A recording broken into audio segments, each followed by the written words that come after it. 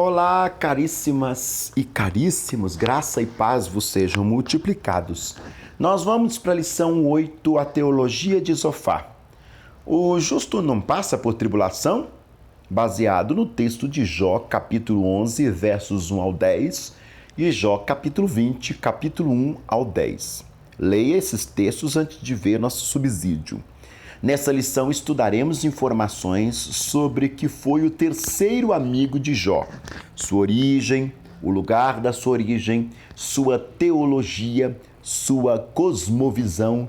Pontuaremos as acusações de Zofar contra Jó e, por fim, notaremos como o patriarca Jó e o próprio Deus refutou as acusações do naamita Zofar. Vamos para o primeiro tópico do vídeo número 8 dessa lição belíssima do último trimestre de 2020. Informações sobre Zofar. Quem foi Zofar? O nome Zofar em hebraico é Zofar. Em algumas versões da Bíblia, como a Septuaginta, o nome é traduzido para Sofar, com PHA, né?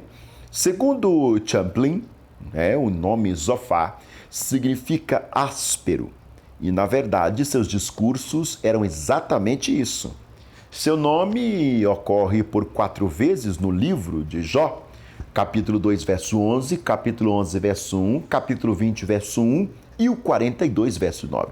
Os 3 amigos de Jó eram homens de idade, mas Zofar devia ser o mais jovem, uma vez que falou por último. Mas, de qualquer forma, os 3 homens já eram idosos, inclusive eram mais velhos que o próprio Jó. Confere lá no capítulo 15, verso 10, o 32, verso 6. Era dos 3 amigos de Jó o mais dogmático em seu lema, que era: porventura não sabes tu que desde todos os tempos o júbilo dos perversos é breve e a alegria dos ímpios é momentânea? Confere lá no 20, verso 4 e 5. Qual é a origem, de onde que vem esse amigo de Jó, Zofar? Não temos muitas informações acerca desse terceiro amigo de Jó. Sabemos apenas que era Naamanita, ou Naamatita, perdão. Jó, capítulo 2, 11, capítulo 11, verso 1, capítulo 20, verso 1, 42, 9. Zofar é chamado de o Naamatita, e em alguns estudiosos acreditam que talvez essa expressão esteja relacionada a alguma cidade da região de Edom. Esse adjetivo revela que Zofar era originário de Naamã, um pequeno reino que se achava provavelmente no território da moderna Arábia Saudita e tem sido representada com o possível nome, o lugar onde Zofar morava. O nome Naamá, na Bíblia, ocorre em Josué 15:41, quando uma das cidades que couberam por herança à tribo de Judá. Mas, visto que muitos creem que Jó viveu antes de Abraão, não podemos pensar que Zofar fosse de Judá, mas antes alguma outra Naamã. Naamã era o nome de um descendente de Caim, filha de Lameque e Zilá, e irmã de Tubal-Caim. Talvez Zofar, ou Naamatita, fosse descendente distante dessa linhagem. Grife, por favor, a expressão talvez.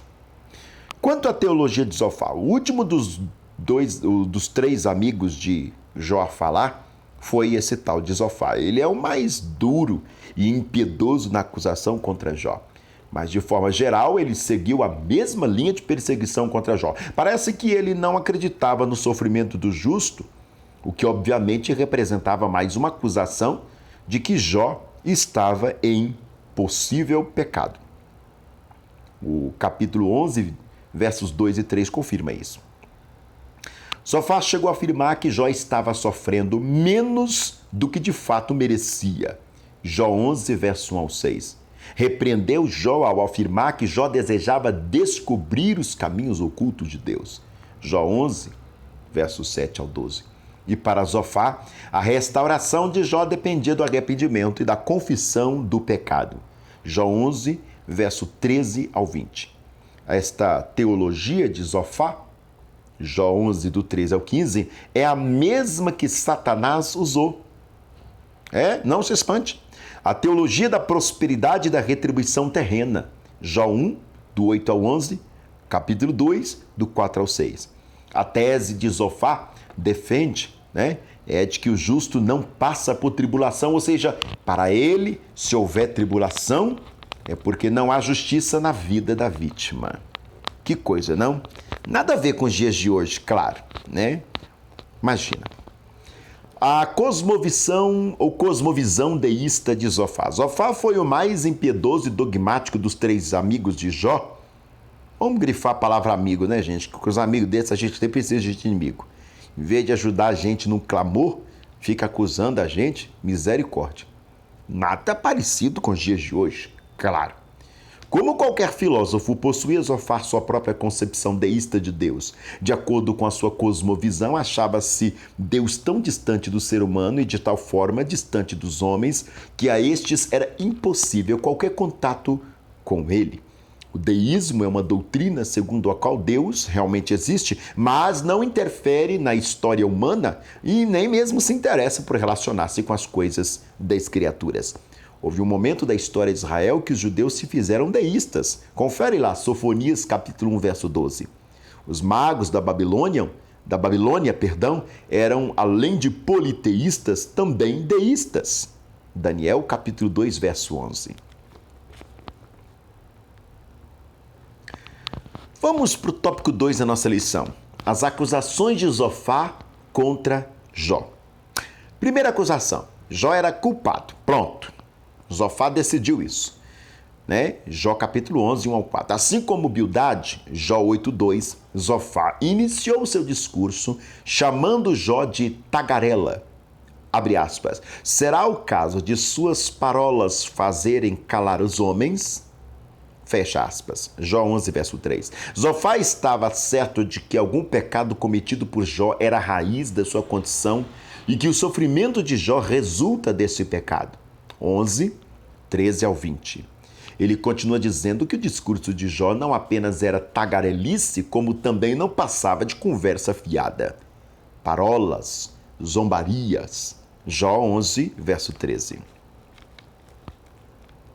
Segundo Zofá, as palavras de Jó a respeito de Deus não seriam verdadeiras e só poderiam ser comparadas ao parlatório daqueles que falam sem pensar. Abre aspas. Pois dizes, a minha doutrina é pura.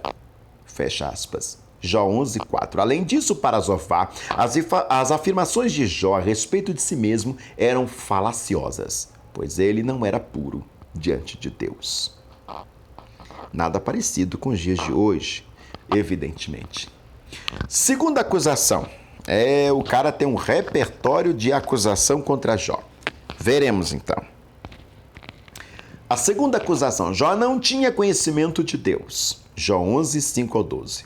Zofá desejava que Jó compreendesse a altura, a profundidade, a extensão da sabedoria de Deus. Jó 11, 8 a 9. Com isso, ele esperava ou estava insinuando que ele próprio conhecia a grandeza da sabedoria de Deus e poderia ensiná-lo a Jó, se ele lhe desse ouvidos. Zofá encerrou essa acusação citando um provérbio para mostrar a falta de entendimento de Jó. O asno selvagem era considerado o mais estúpido dos animais. Daí a metáfora usada por Zofá em Jó 11, verso 12. A linguagem de Jó. Nada era senão um zurro de um animal irracional. Um asno do deserto não se deixava amansar e era estúpido. Confere Jó 39, 5 a 8, Jeremias 2, 24, Gênesis 16, 12. Jó era um homem tipo um asno, na estimativa de Zofá. E o seu desejo era que o próprio Deus corrigisse a Jó. Fecha aspas. Falasse Deus e abrisse os seus lábios contra ti e te revelasse os segredos da sabedoria. Jó 11, 5, 6. Como eu disse, ele tem um repertório grandioso de acusação. Vamos para a terceira. Jó era obstinado e devia se arrepender. 11, versos 13 ao 20. Zofá dá conselhos a Jó que se arrepende e volta a buscar a Deus. Jó 11, verso 13 ao 19. Para este amigo de Jó, a combinação feita por arrependimento, oração e reparação operaria a ordem da restauração.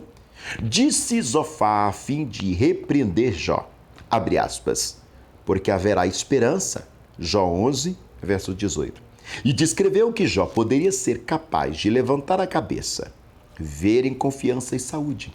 Caso Jó se arrependesse de seus erros e confessar seus pecados, então Deus o abençoaria abundantemente e seus problemas terminariam.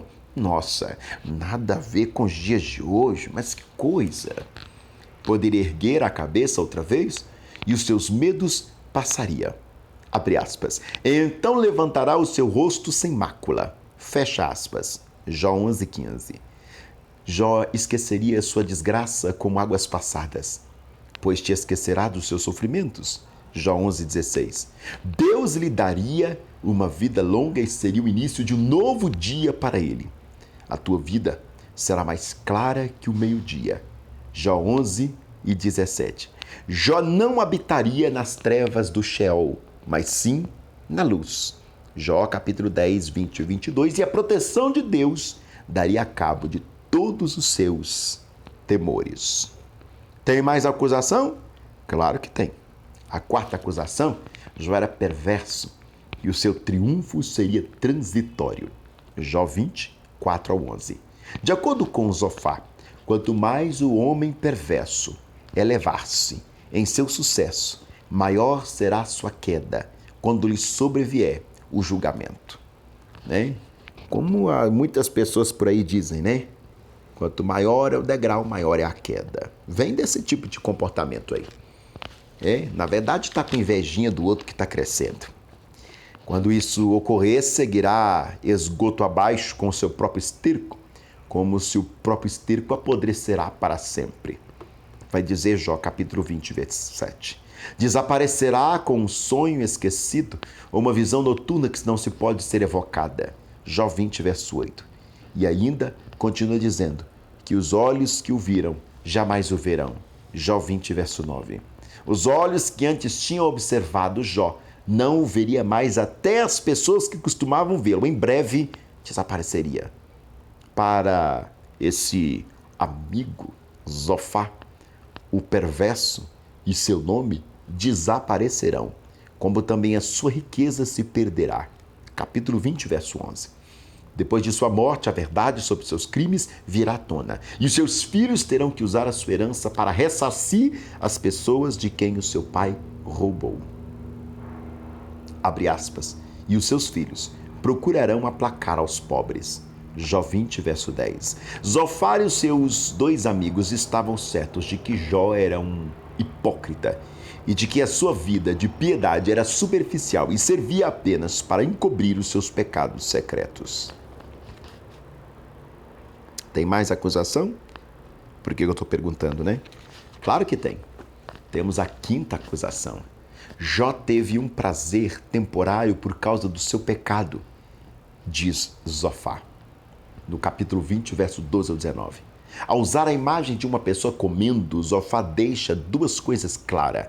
Aquilo que o perverso engoliu fará-o adoecer, e também tirará dele o desejo pelas coisas boas da vida. E além disso, em Jó 20, 18 e também no 19, ele afirma que esse indivíduo não será capaz de desfrutar, ou seja, engolir, algumas das coisas pelas quais trabalhou.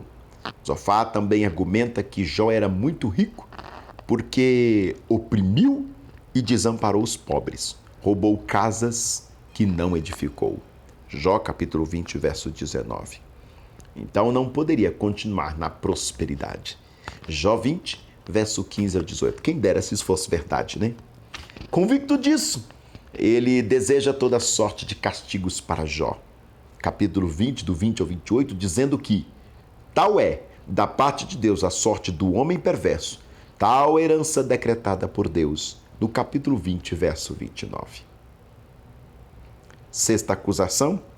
Não para por aí. O amigo de Jó tem muito para acusá-lo. Não me causa nenhum espanto, né? A coincidência com alguns amigos que a gente encontra por aí. Que o Senhor possa nos livrar de todos eles. Jó teria uma morte dolorosa. Capítulo 20, do 20 ao 29. Para Zofar, nem mesmo as riquezas do perverso poderão evitar que a morte lhe sobrevenha. Jó 20, 20. Enquanto desfruta sua prosperidade, o perverso sentirá as aflições, tribulações e a ira consumidora de Deus mandará a ele o furor da sua ira. Jó 20, 23. O perverso tentará fugir, mas Deus o alcançará com sua espada e o transpassará como uma flecha com ponta de bronze. Para Zofar, mesmo que Jó tentasse escapar do julgamento de Deus, as flechas viriam em sua direção enquanto ele corresse na escuridão, e o fogo cairia ao seu redor. Então ele seria pego por uma inundação que destrói tudo, mas este ainda não é o fim.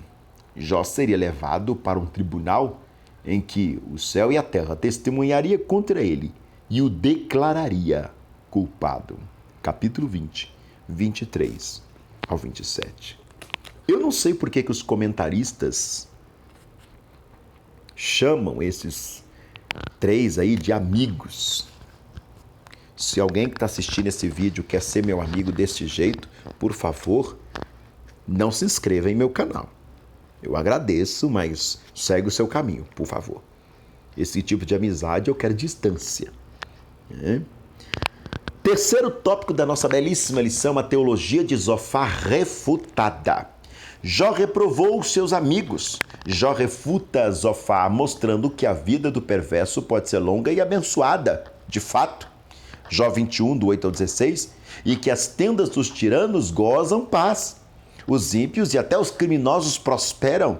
Até aqueles que provocam a ira estão a salvo de sua ira. Ademais, ele permitiria para que prosperem. As tendas dos tiranos gozam de paz, os que provocam a Deus estão seguros, vai afirmar Jó 12, verso 6, perdão. Ele argumenta também que tinha conhecimento como seus amigos, também eu tenho entendimento como vós. Jó 12, verso 3. Jó pergunta, como é, pois, que vivem os perversos, envelhecem e ainda se tornam mais poderosos? Jó 21, 7. E ainda continua, os perversos estão cercados de proteção, seus filhos e os lares estão em segurança. Jó 21, verso 8, verso 9, o 12 e o 11. Seus negócios prosperam, verso 10, e eles têm uma longa vida para desfrutar sua prosperidade, verso 13. Além disso, tem muitos descendentes que compartilham e desfrutam da sua riqueza, ou da riqueza da família. Jó reprovou os amigos de Jó. Deus reprovou os amigos de Jó. O próprio Deus reprovou os amigos de Jó, porque eles não foram sensatos na explanação da causa das suas calamidades e da posição divina quanto a elas, porque em vez de o consolarem no estado de vida em que se encontravam, eles presumiam, baseados na própria sabedoria popular da época, que o causador principal das calamidades era o próprio Jó. É interessante notar que em todos os discursos, os amigos de Jó não acusaram a Deus, mas a Jó. Eles acharam que quem é o culpado do sofrimento é Jó. Deus é justo. Porém, Deus disse no final, não os dissestes de mim o que era reto, como o meu servo Jó? Capítulo 42, verso 7. O Senhor considerou as acusações equivocadas dos amigos de Jó como acusações diretas a ele mesmo, e, portanto, causou ou acusou deles de terem falado mal. Bom, quem fala do povo de Deus, fala do dono do povo. Nenhuma indireta, claro. Carapuça está à disposição para quem quiser usar. Aprendemos nessa lição que os amigos de Jó, por desconhecerem as razões de seu sofrimento, acusam de forma impiedosa e o patriarca por desconhecer a ação de Deus nesse episódio. Chegam ao limite do desespero e da desesperança, por que não? Todavia, com suas outras vezes, mesmo angustiado e não sabendo como Deus permite tudo isso, Jó não diz palavras blasfemadoras contra o seu Criador, mas permanece fiel, mesmo sem entender o porquê de tudo que estava passando. Bom, como eu disse, se você for um amigo, tipo esses amigos de Jó, por favor, corta a sua inscrição no meu canal. Você vai me abençoar bastante. Sai de perto. Muda a sua direção do seu caminho para, de preferência, bem longe do meu. Nada pessoal, claro.